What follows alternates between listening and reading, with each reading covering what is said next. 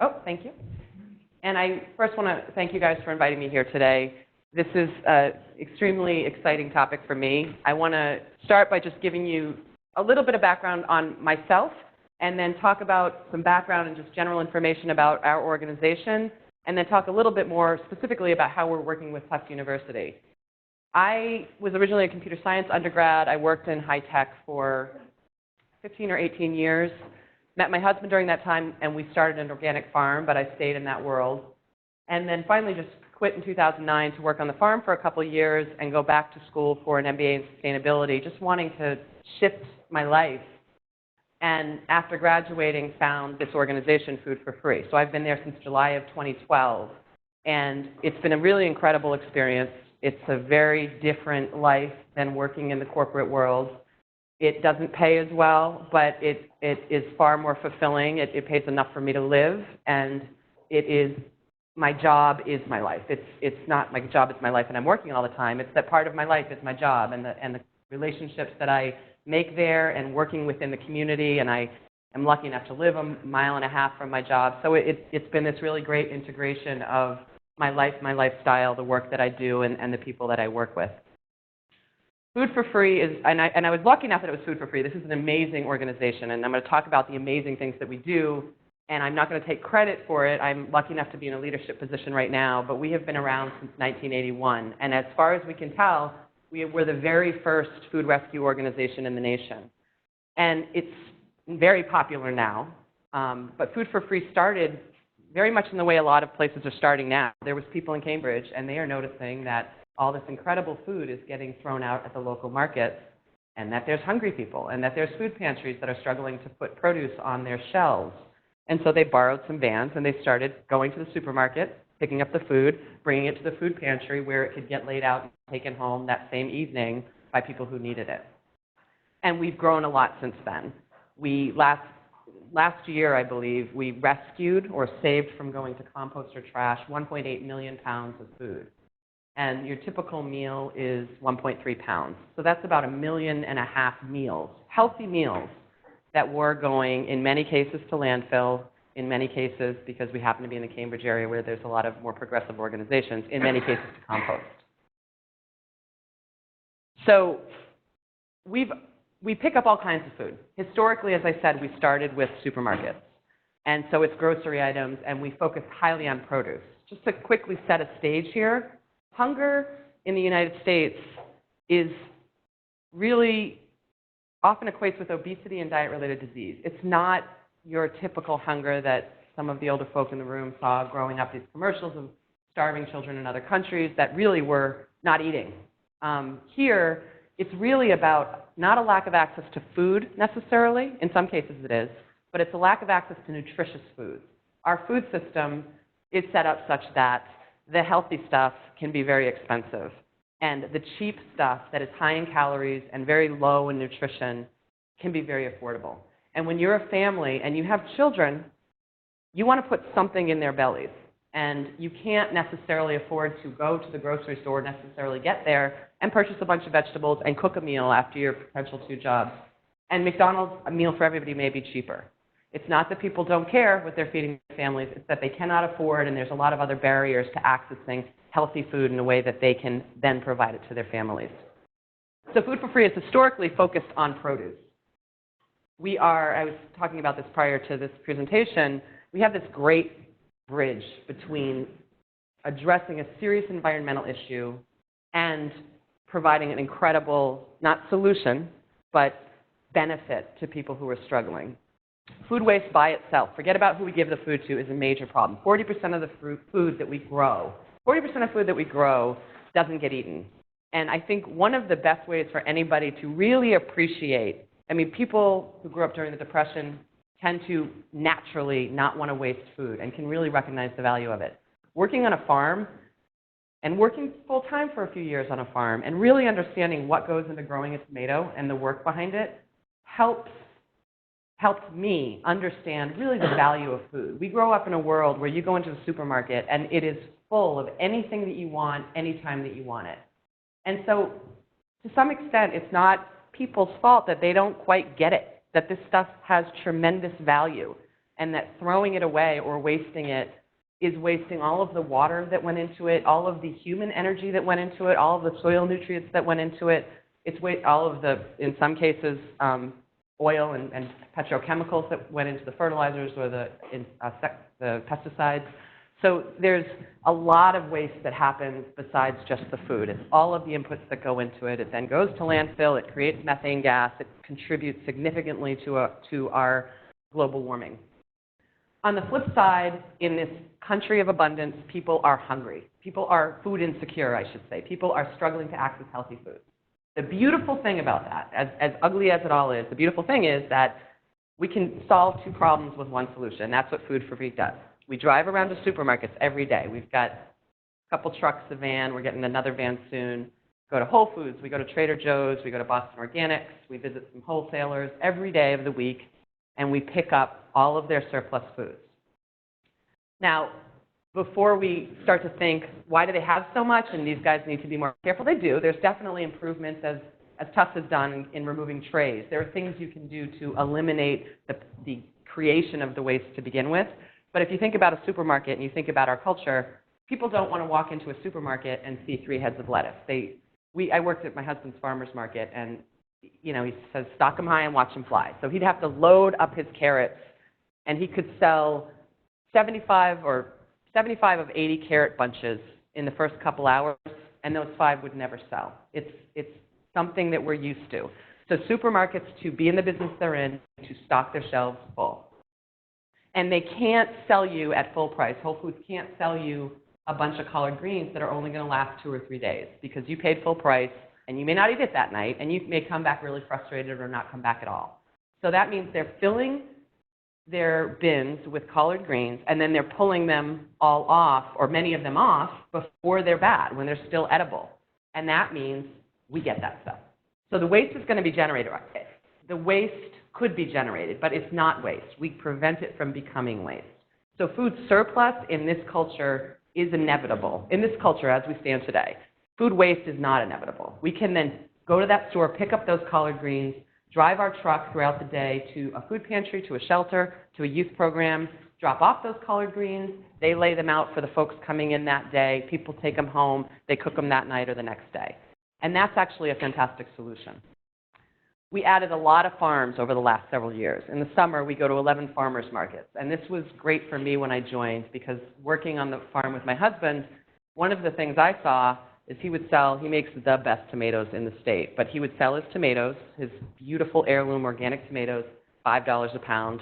And some people would come up at the Harvard Square Farmers Market and just, $5, they'd buy a big tomato and it'd be $5. That's a lot for a tomato. But they'd complain, and he was frustrated because he's not making a lot of money. He's trying to make a living as a farmer. And there was this tension, right? The food's too expensive. And I thought, this is too bad, because there's a tension between my desire to grow the local food system with farmers and then the issue that exists that people can't afford supermarket produce, never mind farmers market produce. Coming to Food for Free, I found there's actually a lot of things going on that connect those two worlds, that connect the struggles to grow a local food system and at the same time lift up the folks that are struggling to access healthy food, never mind local food. We go to 11 farmers markets at the end of the day, and we get loaded up. Last year, it was over 100,000 pounds of produce from farmers markets were distributed to families. And that's because at the end of our farmers market, Dave had to load his carrots up and his lettuce up, and then there's always 5, 6, 7 of each.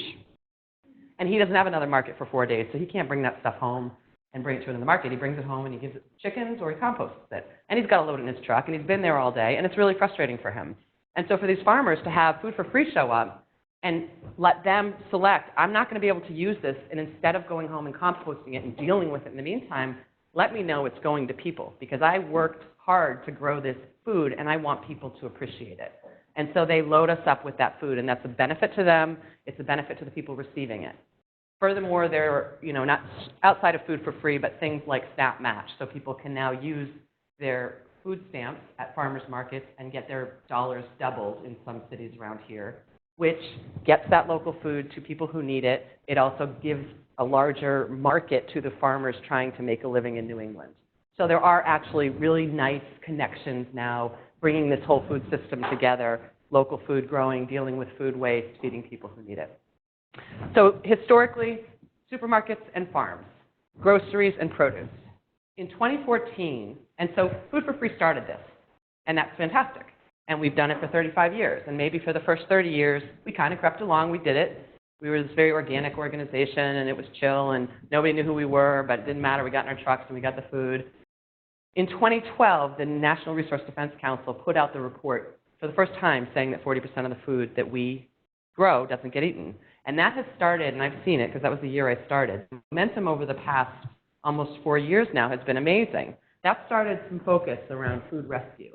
And then Massachusetts in 2014, the food waste ban, implemented the most progressive of its kind food waste ban, saying you send too much organic waste to landfill, you're going to get fined. And then this past year, the EPA and President Obama said, we got to cut food waste in half in the next 15 years, I believe it was. So you're seeing these things happen out there that are starting to influence what people are hearing about and thinking about. And all of these food rescue organizations are cropping up everywhere, which is amazing. But in 2014, just before that law was passed, we were picking up at Whole Foods, as we have since we started. And we've always gotten a ton of produce and then some meat and cheese and some grocery items. And one day, all of a sudden, I get these big plastic bags of frozen food from their hot bar. You know, and we had some salads, and we had some macaroni and cheese, and some chicken wings. And I didn't know they could do that. I thought it was great. We sort of got in touch with them, how to start doing this. They didn't know they could do it either. Turned out there was this organization that's been doing it for 20 years with restaurants throughout the nation and had gotten into Whole Foods. And we said, wow, this is amazing. Are you kidding me? You can do this in a health-safe manner. You can capture food that's been prepared and put out, not served and plated, but that might be in a, one of those things you see at a dining hall. And so we're in Cambridge, and we have a tight relationship with Harvard, and we had been talking to them on and off about more ways to work together. So we approached them, and like Tufts, Harvard owns its dining staff. A lot of places use third-party caterers. So they had a lot of control over what they wanted to do with their food, and they were really on board. They were excited to learn this was possible. And so we started a pilot picking up every day at their dining halls. They have 14 of them. They're a lot of food.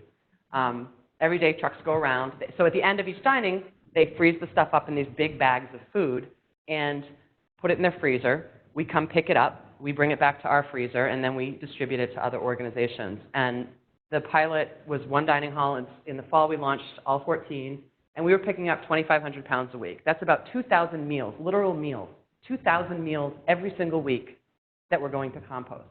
And these were prepared meals. So I talked earlier about the families that can't necessarily afford the food, but then there's time. They might be living in a motel as a homeless individual. They don't have a kitchen.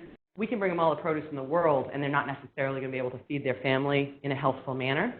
All of a sudden, we get all this prepared food that can serve a whole new population, and that was going to compost. And that launched some excitement about the potential and a lot of work to figure out, okay, that is great, but I've got a bag, 3 pounds of frozen beef stroganoff. It could feed several families, but how do I do that? Like just hand it to them, be like share, defrost it and get a spoon. It's very hard to distribute big bags of frozen food. Never mind that we're talking about people. So if you give them a big bag of frozen food, they're like, what is this? I don't eat out of a bag. I don't eat out of a bag. Dignity is important, and one of the things we've learned over the last years we've been looking at this prepared food is how important it is that when we do give it to people, it looks as good as it is, because they're going to have to want to eat it too.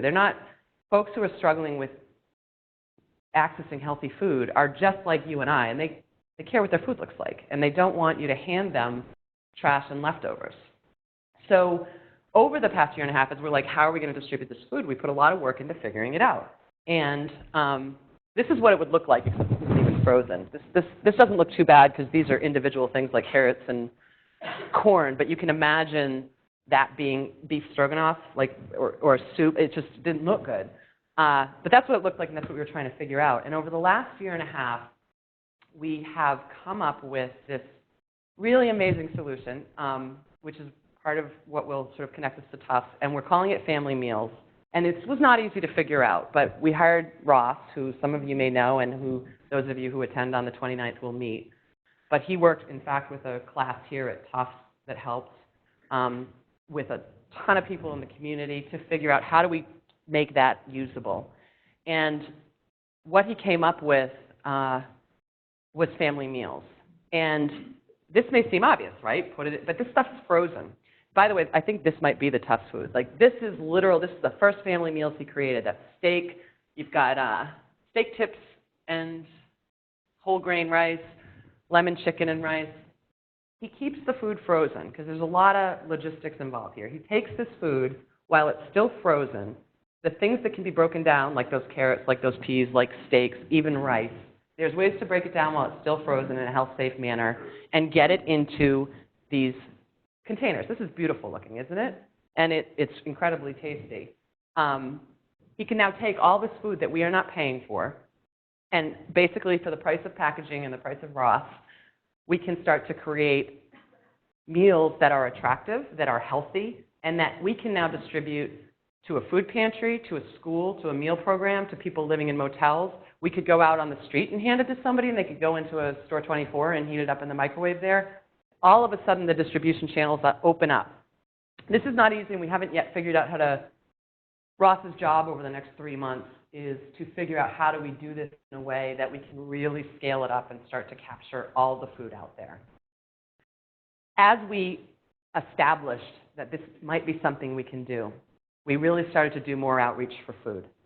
And we had a conversation here at Tufts. And I was at that first meeting, and I will say I was amazed. Harvard has been an incredible partner, and we've worked with others that are fine. Tufts was another unbelievable partner. The commitment from the dining staff to wanting to do this blew my mind. And part of what they did, because we walked them through all the challenges we've been facing, we hadn't quite started doing these family meals yet, but we were talking about it.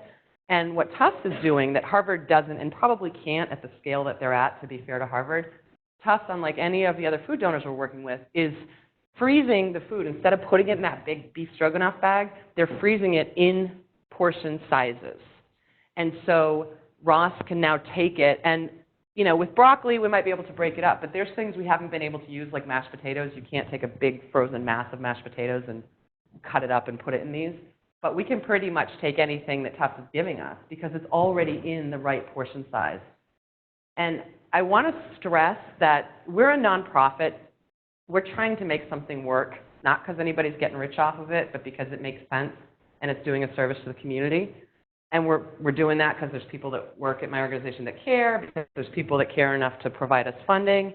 Tufts is playing a role in this, and it's a partnership. It's basically Tufts saying, Food for Free saying, our funders saying, look, this is insane that we're throwing this food out, and wow, this is a great solution, and I'm going to do my part. And that's what Tufts is doing. They're saying, I want to do my part, because it's just as much Tufts' responsibility as it is Food for Free's, as it is anybody's, to do what they can to make sure that our communities are healthy places. We all pay when they aren't. So this just kicked off, and we're piloting this functionality. We're basically spending the next 3 months with Ross figuring out how do we do this, how much is it going to cost us, how do we grow it. And the way that the tool that we're using to pilot it is, I'm not sure if all of you are familiar with Massachusetts policy of housing certain homeless families in motels, sheltering them in motels. And this can, the idea was to make it temporary. You put a family in a motel for a short period. In reality, it can be 1 to 2 years that they're living in a motel room with a family. So I've got 3 kids, and I live in a motel room. And I might have been moved 50 miles from where my job was, and I may not have transportation.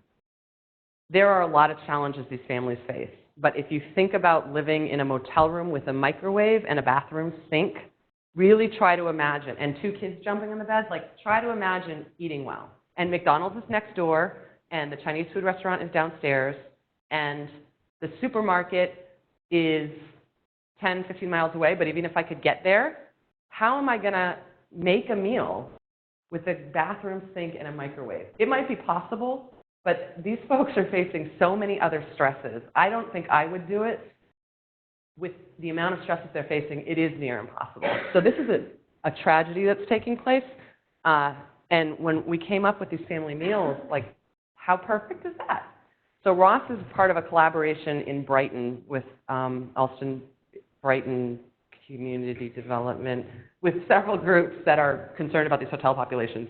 And we are piloting our functionality with one hotel, the Days Hotel, Motel, where we're bringing them meals every day. So they're frozen. Ross makes all these meals, and 3 days a week, our truck drops them off, and the selected families get one meal for 5 days a week. Originally, it was going to be 7, but a lot of people are gone on weekends. There's a lot of complications to it, but the reality is we're trying to bring them a healthy meal. So every night, everybody in that family can eat a healthy meal. And we're working with healthcare for the homeless, who are going to do some studies to try to measure the impacts on these folks' health. Because the truth is, they have seen the weight gain as soon as people move into these motels is terrible, because they have no other options. So that's just a sort of example of the potential of a program like this. And we're working on that with Tufts. Let me just see, okay, how we're doing for time. The other thing, so we're working with that. We're working with the dining services. One of our challenges sort of going forward is Harvard, Tufts, MIT, and Manuel. These are the schools we're working with right now. They all shut down in the summer. And people still need to eat in the summer. People don't just go on vacation from needing a healthy meal. So we're working now to try to outreach to corporations, to maybe hotels. We're talking to some hospitals to try and really build up the supply of that type of food that we're bringing in. It's been this interesting balance and challenge. There is so much surplus food out there. There is so much need. It's not, and in one sense, what Food for Free does is simple and obvious. Pick it up, bring it here. It's actually really complicated when you start doing it, because you may get, and we do, bread. You know how much bread goes to waste? Bread is like zucchinis in the summer. I don't know, there's jokes about zucchinis. Bread, really, we have to turn bread away, and we finally found pig farmers, because we were composting so much bread, because you can only give out so much bread, but bread every day at bakeries and things, it's fresh bread, so every day they get rid of it. The reality is, with food, you're getting a lot of it. You have needs, but the needs vary. A motel needs a meal. A school needs fruit. They don't want collards. A shelter needs food to cook with. So it's very hard to kind of try to map these things. Given that we can now take this frozen food, turn it into something, solves one of those problems, lets us distribute to anyone, anywhere, at any time. But we're going to continue to face those challenges. And then again, it's with rescued foods, you can't predict. You can't say, and one of the challenges with these family meals is people have food allergies, people are vegetarians, people have diet restrictions. This is rescued food. We can't, people want, I mean, we've heard it. We're like, can you bring us tofu sandwiches? No, I mean, we'd love to, but we can't. It's what Tufts gives us. We'll ask Tufts. Can you make a whole lot of tofu sandwiches so there's leftovers? It's very difficult, and we do run into those challenges, so it's always a balance. If we start building up a lot of corporations, then we're going to be great in the summer, and then winter's going to come, and Ross isn't going to have enough hands to use all of that food to make those meals. That's our problem to work, but it's just sort of to give you a little bit of insight into what's going on. Before I pass it on to Patti, I just wanted to touch on one more collaboration with Tufts. So I started, as I mentioned, in 2012, but even prior to my starting with Food for Free, we have been partnering with the Food Rescue Group at Tufts University. And I don't know exactly how it works internally, but there's 2 folks we've typically worked with, and they change as each graduates, they bring somebody else on, but there's typically 2 folks, 1 to 2 folks here that just on their own, they're like, we care about food rescue. They have access to the Tufts van, and they rescue food and bring it places, just like Food for Free does. And we sat down with them as well as BU, because they have a similar group, maybe 2 years ago. And we'd always chatted and been friends and shared information, but we said, how can we actually collaborate further? And at that time, Food for Free was only picking up 5 days a week, because many of my drivers don't work weekends, don't necessarily want to work weekends. I can't necessarily afford to pay them to work weekends. But the stores were saying, yeah, can you come weekends? I mean, we have food waste on weekends too, and sometimes more than other times. And so we set up a partnership with Tufts and BU, where they are our arm, the Food for Free arm, on weekends. And we work with 5 Whole Foods stores in Cambridge, Somerville, and Medford, and 2 Trader Joe's in Cambridge. And during the weekends, we've split it up between BU and Tufts. They go pick up that food. We've helped them. We've been the point person for the stores, and we've sort of worked with our existing recipient agencies, the shelters, who's open on weekends, who can receive. We help schedule it and tell folks what they're picking up or where they're picking up, where that food should go. And then when they're away during the summer or away on holiday breaks, I can pay a driver to fill in. So it's been this really fantastic partnership that, again, they just care, think they should do something, we care, think we should do something, and together we've been able to do more than would have been done otherwise, because it would have been very challenging for those guys on their own to figure out, where can I bring all this food? It's a lot of food on the weekend. They probably couldn't have gotten into the stores, because the stores really don't want to deal with this many different organizations. They're like, food for free, Love Spoonfuls, whoever you are, you're my partner. And don't bother me if you're 2 students at a school. So we help them get into these stores, but we wouldn't have been able to do it weekends without them. So it's a really great example of how organizations, whether it's the city, a nonprofit, a for-profit like Google, who we just started picking up with, a university, together saying, we have a problem, and it's not who's going to make money on this. It's really just, it's our responsibility collectively to address this. What role can I play? And still, you know, a Whole Foods needs to make money. That's what they have to, or they won't be able to sell us food. So it's real. It's okay. They got to make money. They're willing to help, but only if it fits into their existing system. And it has. They've given us, they are by far our largest food donor. A university dining staff has to feed people. They have a budget to go to. You can't expect that organization to go out of their way to say, okay, at the end of the day, we're going to do something, this, and then these 2 folks are going to go drive off and find somewhere to bring it. They have to run the business that they're running. But it's the ability to find out where is their connection points and where are there other organizations that can, with a very little ad for us, or I think fairly large in Tufts cases, but we just freeze it differently. Instead of tossing it into compost, we put it into bags and freeze it. A relatively small ad for their workload, they're then able to have a huge impact by partnering with Food for Free and making sure that food is turning into these beautiful meals and getting to folks who most need it. So I want to turn it over to Patti, who was our partner in this, and absolutely amazing when we sat down and met with her, the support that she had. And then at the end, we can take questions.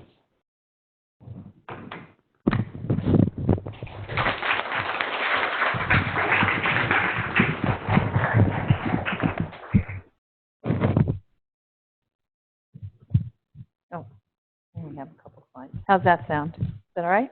Very good. All right. Well, thank you for inviting us to be here today, too. Thank you for the lovely bio, whoever wrote it. I've actually only been at Tufts 27 years, not 30.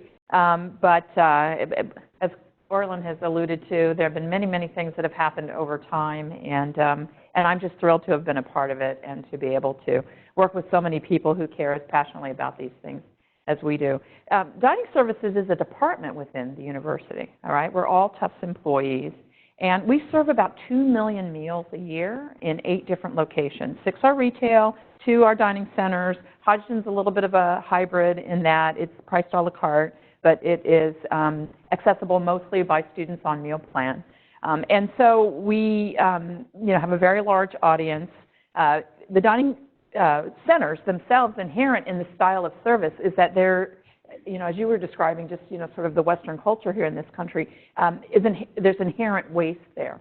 Now, for a number of years, almost a decade in the 90s, we actually were able to make weekly donations to the Greater Boston Food Bank.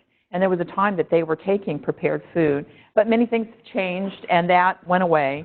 And one of the things that changed, in our heyday, at our peak, we donated as much as a ton of food to the Greater Boston Food Bank from our various dining centers at that time. But as we became more and more efficient about how we plan production and reduce waste in general, because that's the first R, right? The amount that we were generating fell to a level that made it less viable for them to come get it, and then their structure changed and they no longer wanted the prepared food for a variety of reasons.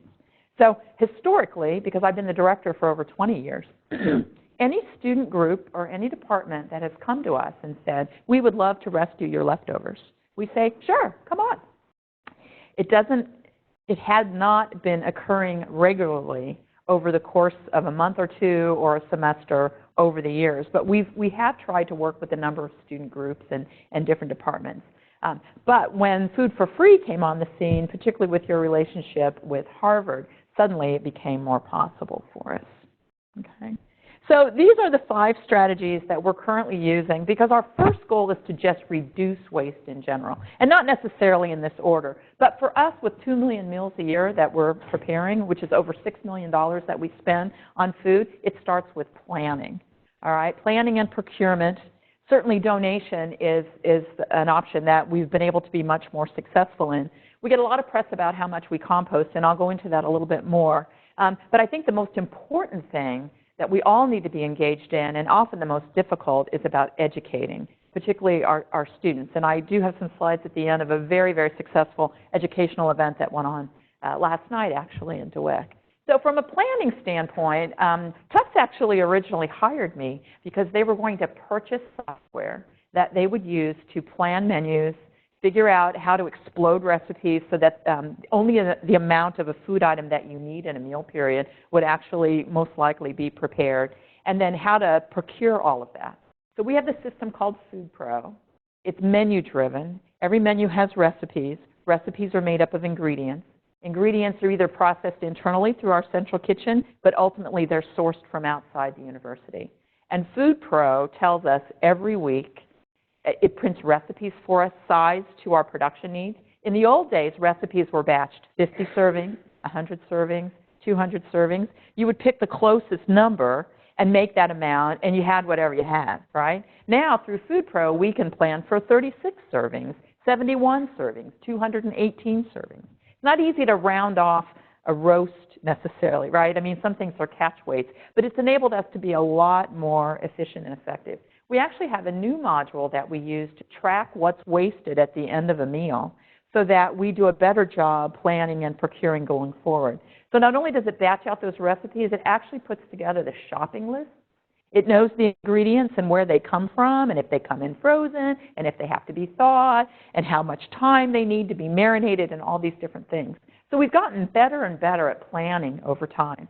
Same in our retail operations. We do prepare things in grab-and-go portions, right, as well as the live food that you might get when you go to a Meeker Cafe or the campus center. But again, we're planning for the number of customers that are going to come, trying to plan production for those number of customers, being cognizant of the fact that most people don't want to see 2 servings of chicken legs in a pan. They want to see a little bit more. But being able to be mindful that the food isn't going to waste at the end of the meal. So we've gotten better and better at planning.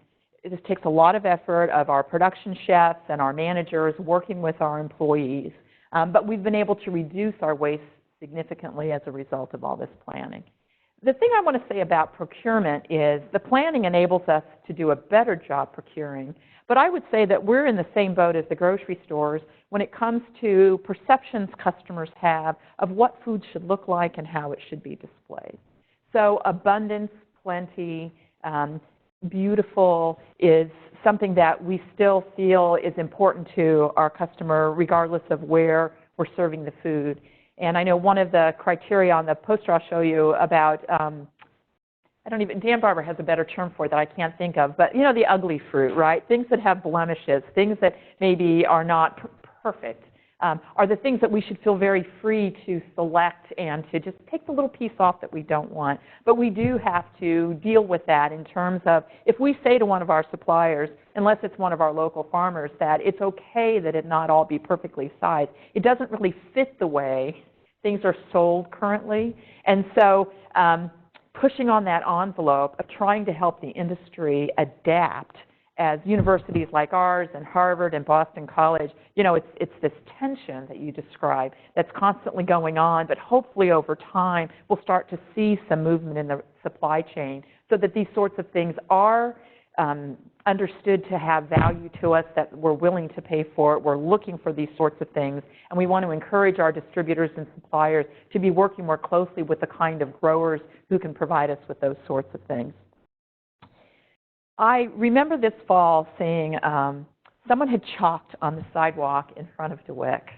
Tufts Dining composted 260 tons of food last year, and you know, that's terrible. Well, as some people learned last night, last year was actually 306 tons of compost, which is a staggering number, right? It's a staggering number. So what is all that waste, all right? More than a third of that is post-consumer. That's the student customer in those 2 dining centers that are selecting foods and not eating all of it. But about 30%, 33% of that is food that's not actually edible. The banana peel, the grapefruit peel. We thought that the average amount of food wasted by a student at a meal was 1.6 ounces. Last night was just one little test in DeWick, but it was actually 2.1 ounces. Now, one of the items we served last night was chicken that had a bone in it. And so that's part of the inedible food waste. But one of the things we've learned by studying what's coming back through the dish room, for example, is that at breakfast in particular, there's a very high number of whole fresh fruits that a guest will take, put on their plate, and then put it on the dish return at the end of the meal. And the same with bananas. So we're actually going to source a smaller banana for the fall. I'm sure we're going to get some pushback. But we'd like to try to right-size some of this stuff, right? There are different size counts of fruit. So if we're buying a 108 on an apple, maybe we can go to a smaller size. And people can take more than one serving. We just want them to eat it. So one of the things that's helping us get a handle on this staggering number of waste is by doing some studying, some analysis to really understand what it is. And we were able to recruit and effectively utilize a student intern this semester. I don't believe she's returning in the fall, but we have room for more paid internships in a variety of areas. And so if you're thinking about next year, whether it's fall or spring, keep that in mind and feel free to reach out to me. Another thing we learned about all this food that's going through our compost is that we were buying, we assumed that we could compost our napkins. And we can. But when we take that napkin and put it through the river, as the students that work in the dish room call it, the pulper that takes the food waste and grinds it up and then centrifuges it and deposits it in these barrels, it can take on as much as 40% water weight. 40%. So now we have retrained the people that work in our dish rooms, and we pluck that napkin off and we put it in a separate barrel so that we're not hauling wet trash away.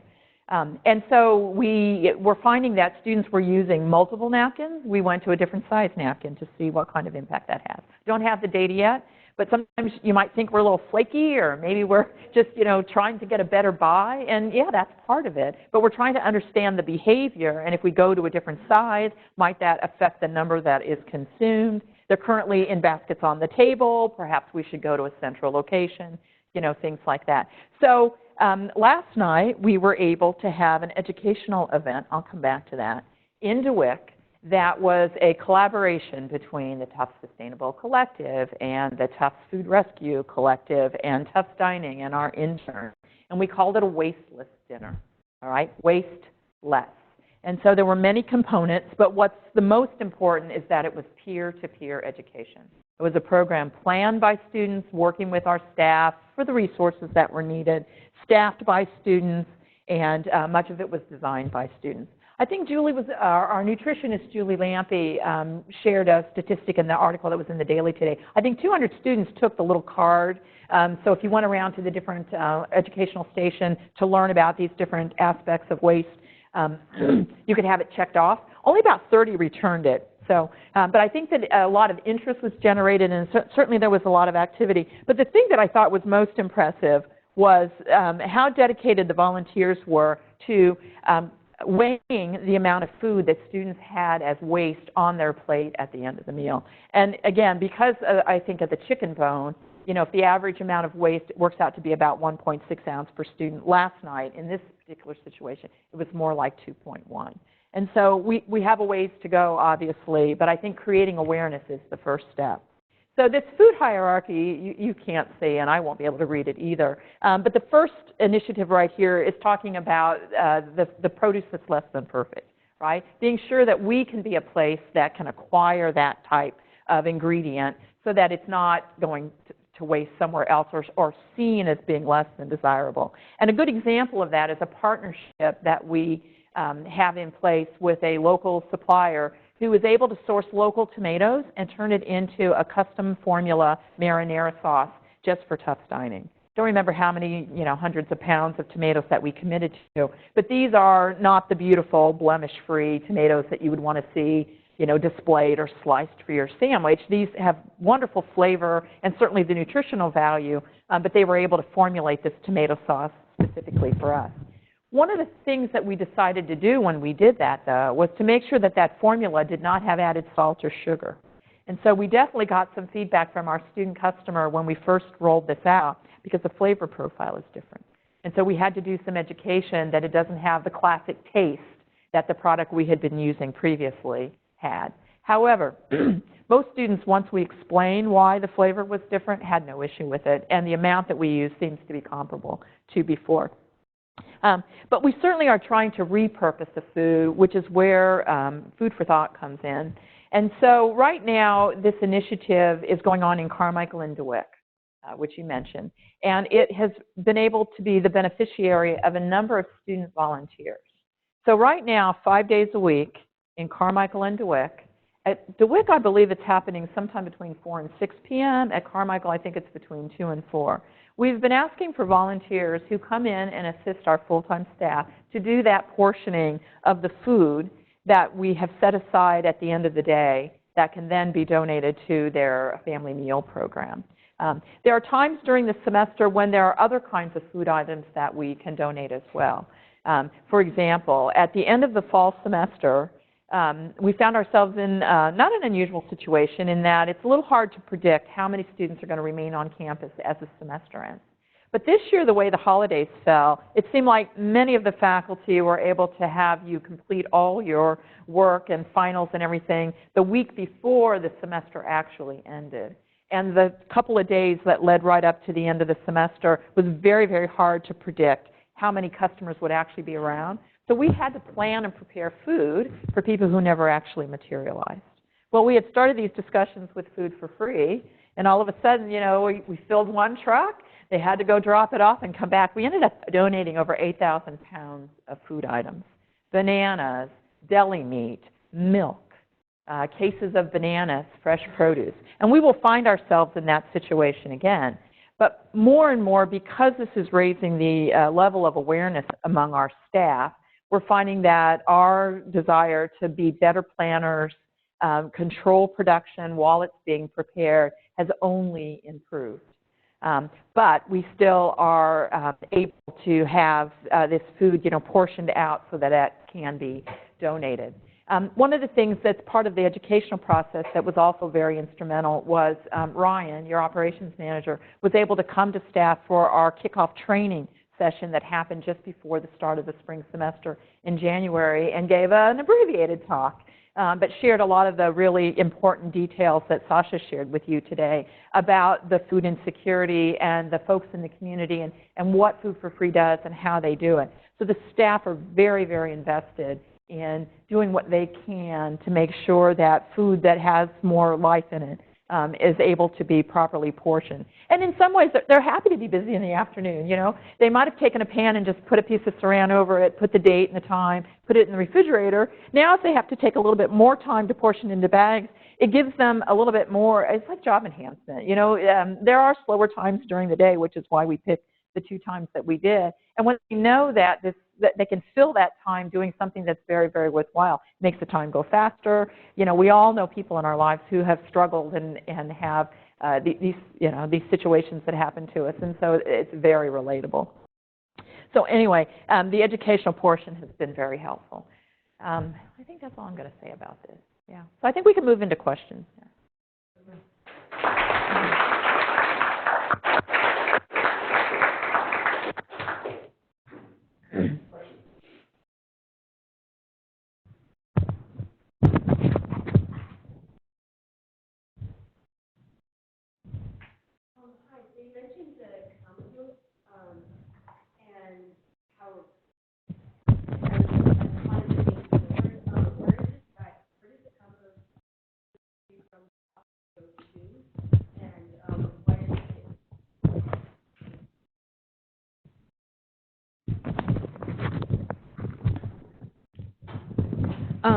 So the compost from Tufts that you that is collected, where does that go to? Does it go to an industrial plant, and then where is that used afterwards?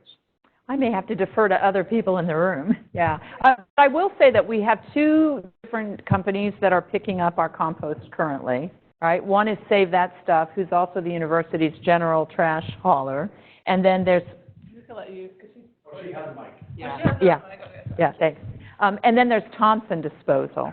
There's a big history behind that. The last I knew, Thompson's waste ends up often in Portland or Maine and is turned into fertilizer for farming. Not necessarily the exact farms that we can source from. Yeah. Save That Stuff, I think, is a little different. Tina, can you speak to that? So Save That Stuff, the food from the dining halls is considered clean compost. It doesn't have trash in it because Patty's staff makes sure it doesn't have trash in it. And the farms want that. So it does go to a farm. There's one farm called Rocky Hill Farm, which is in Saugus. There's another farm, Brick Ends Farm, which is, do you remember where that is? Somewhere else. Brick Ends Farm. And they take it and it's at a farm, and they turn it into compost, and they'll actually bag it up. And if you go to Earth Day, there'll be you'll be able to see an example of what it looks like, and they sell it. I think you can actually buy it at Whole Foods. So that's what happens to that. A good question though is that the front of the house composting, which is composting that happens at events, where you guys, the participants, are responsible for doing it. That's considered dirty compost because a lot of trash gets into it, and that goes to a different place where it gets ground up and used as fill. It's not good enough quality to be used, turned back into dirt and used for agricultural purposes. Other questions?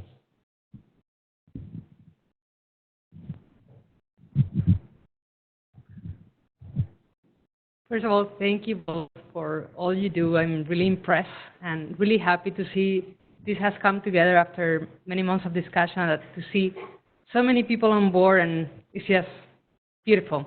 I have a question for each of you.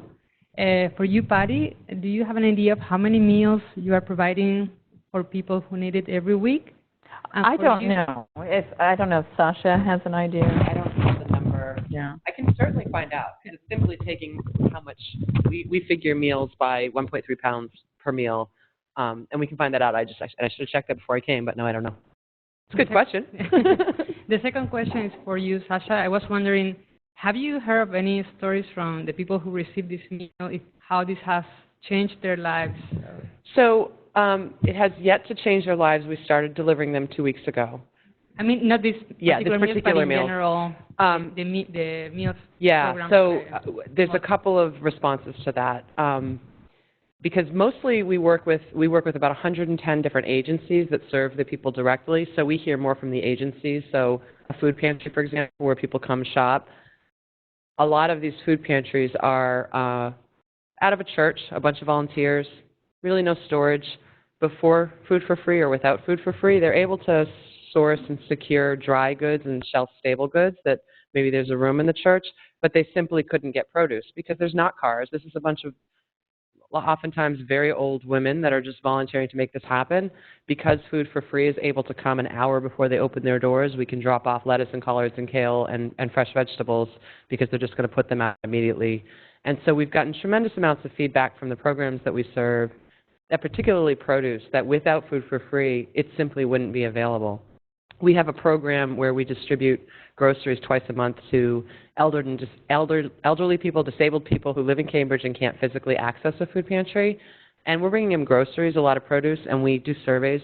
And I get these amazing, first of all, we do surveys, and I forget the exact percentages, but significant increase in the percentage of people that eat at least one serving of fruits or vegetables a day. But the comments that they give us about us allowing them to cook their own meals, and a lot of these folks are immigrants and come from countries where more than in the United States, cooking is how you eat. You don't get fast food. They are incredibly grateful for being given that opportunity to not have to buy. It's not even necessarily thinking about the nutrition, but just being able to cook a healthy meal on their own because that's how they grew up. In terms of these more recent family meals that we're doing, again, it hasn't yet impacted people, and I haven't been there directly, but Ross has been telling me the feedback he's been getting. He did a lot of taste tests himself and with others with this food, and it's delicious, the stuff you guys are eating in the dining halls. The family's responses around not having to go to McDonald's to feed themselves and their family, because that's where that particular motel tends to eat morning, noon, and dinner. The gratitude and the appreciation for the food has been amazing. So, yeah. I have a quick question because it strikes me there's a huge initiative at the nutrition school here at Tufts on obesity And I just wonder, has there been any sort of discussion about sort of collaborating with the School of Nutrition through sort of research, getting federal funding? Michelle Obama's really, obesity is a big priority. Has it turned into sort of a research endeavor in any of the work that you've done? I love that idea. No, it hasn't, except for the first time with the family meals, working with Boston Healthcare for the Homeless, who has the resources and the knowledge to do some formal studies around health impacts. There are a lot of challenges to what you're suggesting. I actually think it's a fantastic idea, and maybe people from that school would actually know how to overcome some of these challenges. But the group that we serve is so diverse. There are so many. It's very difficult to get control studies. But if you want to connect me with somebody, I mean, Food for Free doesn't have the resources to do it, but we certainly have the points in, and we've wanted something like that because it's an obvious message: eat healthfully, and this is the message we give people, that we're addressing diet-related disease. But funders want data, and the more that we can get it, the more that we can secure the funding necessary to then improve even further. Let's chat afterwards.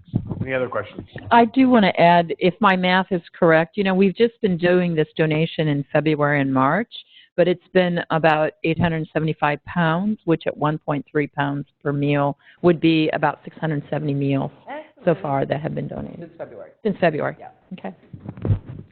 My question is for Sasha. I just want to say I'm really excited to come to your packaging facility 2 weeks from tomorrow. And you referenced in your discussion some of the systemic causes of food insecurity in the United States, including possibly subsidies for unhealthy food like high fructose corn syrup, or food stamps not universally being able to purchase healthier food. So my question for you is, does Food for Free do any public advocacy work on specific legislation or initiatives that the government is pushing for? Or if it doesn't, is it thinking about wading into policy advocacy in the future? So my understanding is, long before I joined Food for Free, and in the beginning, I'm told we were a bunch of communist anarchists, but we did do a lot more advocacy. I mean, it was Cambridge, and it was some very seriously just activists. And then for many, many years, we really didn't. More recently, we are sort of dipping our toe back in, and we've done some advocacy recently around they're trying to increase, there's something called MEFAP, which is this Massachusetts state funds that go to the Greater Boston Food Bank to purchase food to feed people who need it, and they're trying to increase that funding, and we're sort of getting behind that and speaking with centers and such. Actually, there was another thought I had on that I'm blanking out. Your question was about advocacy. Did you say something else? Advocacy. Oh, right. So the other thing is Ross is sitting with a group that we're trying to get an amendment on a bill to just create a task force for a year, particularly around folks living in motels.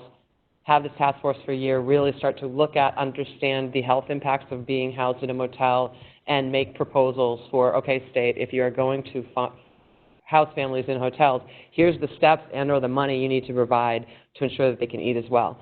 So we are just starting to do a few things. I think the challenges for us, aside from resource to do things, is just being careful to, if it's very clear cut, like those two things, we're for it. We do not want to get political because we have such a broad support base, and if we want to keep doing what we're doing, you don't want to turn people off. But I think that now we've actually, part of it's just people. I have people on my staff. Ryan got involved in the advocacy around MEFAP. Ross came, he worked at the State House prior to here, so he's all about that. And these guys are a lot more comfortable with it than I've been. So I think you're going to see us moving in that direction just because now there's people going, hey, I want to do this. Yeah. Well, we should I was going to ask what if people wanted to volunteer, what's the best way? I'll repeat it.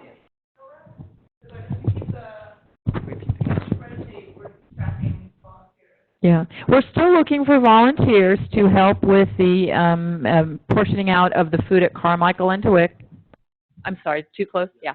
And actually, it's Thomas Cunningham, I think, from the Food Rescue initiative that's been coordinating that for us. And so I would reach out to him, or you could contact me directly, and I'll put you together with them. We've had good luck with volunteers Monday through Friday. We're actually looking for volunteers on Saturday as well, if possible. Is that okay? So there's also opportunities to volunteer at Food for Free.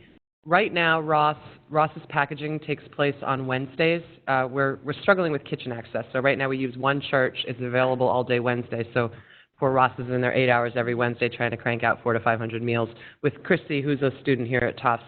But we have a volunteer page at Food for Free, foodforfree.org/volunteer, where you can sign up for all sorts of volunteer options at Food for Free, whether it be doing the repackaging of these meals, getting on our trucks and helping with the food rescue, packing our home delivery boxes. You know, one of the big areas I'll just push for here is when we do these home deliveries I mentioned, we have groups come in, help us load the boxes up Friday evening with dry goods, Saturday morning with produce, and then we always need people to ride with our driver around to actually deliver these boxes, and we struggle to get enough volunteers there. So that's also an option. The Tisch College has summer scholar funding. Do you guys still have that? No, sorry.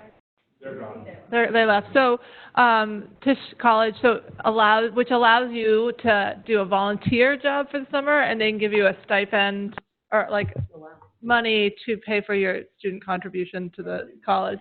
Is that already over? But know about that for the future because it's awesome. It allows you to volunteer. That's great. Well, thank you so much. It was really enlightening, and I learned so much today, and let's give them a big hand.